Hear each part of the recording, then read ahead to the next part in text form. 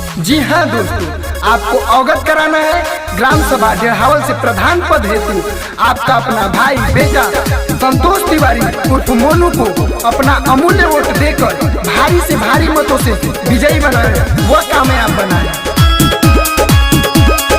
Music by Aman rock.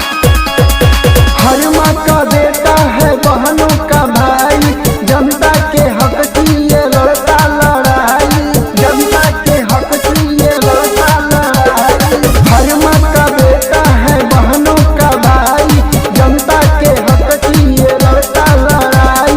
मांगे आशीर्वाद छूटे चरनिया, ए दादा बच्ची जीतैया प्रधानिया, मोनू भैया के जीतैया प्रधानिया, ए दादी अवती जीतैया प्रधानिया, मोनू भैया के तू विजयी बनैया। वोट नहीं कर्ज मांगता हूँ, वोट नहीं कर्ज मांगता हूँ, ब्याज सहित लौटा दूंगा। जहाँ बहे आपका पसीना खून अपना बहा दूंगा।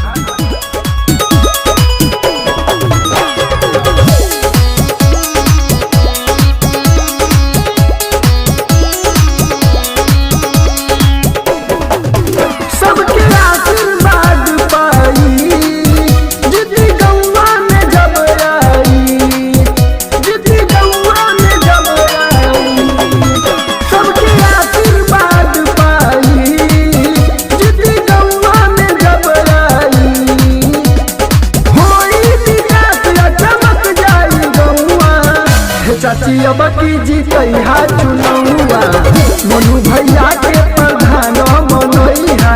हे चाचा अब की जीतैया चुनौआ, मोनू भैया के तू विजयी बनैया।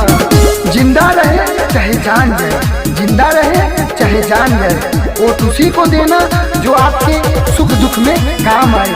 जन जन की यही पुकार, मोनू भैया अब की बार।